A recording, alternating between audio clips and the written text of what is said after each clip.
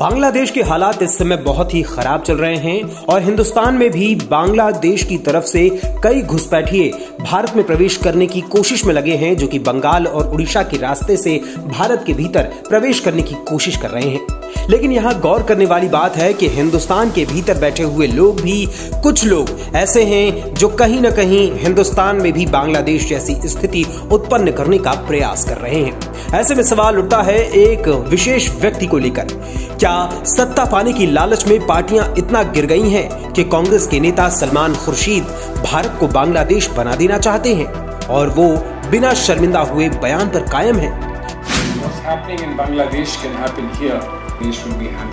कांग्रेस में ऐसी सोच सिर्फ कुछ नेताओं की नहीं है, बल्कि कांग्रेस नेता सज्जन सिंह वर्मा भी कुछ ऐसी ही मंशा लिए बैठे हैं।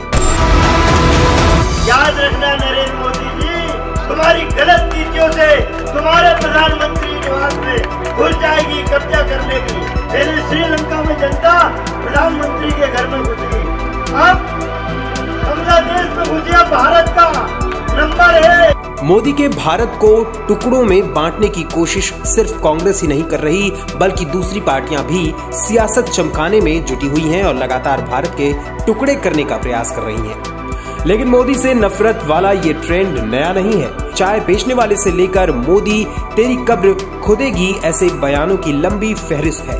प्रश्न ये है कि भारत को श्रीलंका और बांग्लादेश बनाने की होड़ में भारतवासियों के साथ क्या करने वाले हैं ये नेता?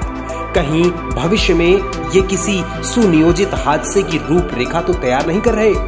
यदि भविष्य में भारत में ऐसा हुआ तो ये प्रश्न भारत की जनता के लिए बड़ा ही घातक होगा कि आखिर उस परिस्थिति में भारत की जनता क्या करेगी। इस मसले को लेकर आपकी क्या राय है, कमेंट सेक्शन में हमारे साथ साझा जरूर करिएगा।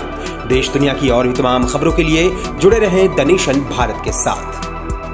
देश दुनिया की और भी तमाम खबरों के लिए आप जुड़े रहें द नेशन भारत के साथ।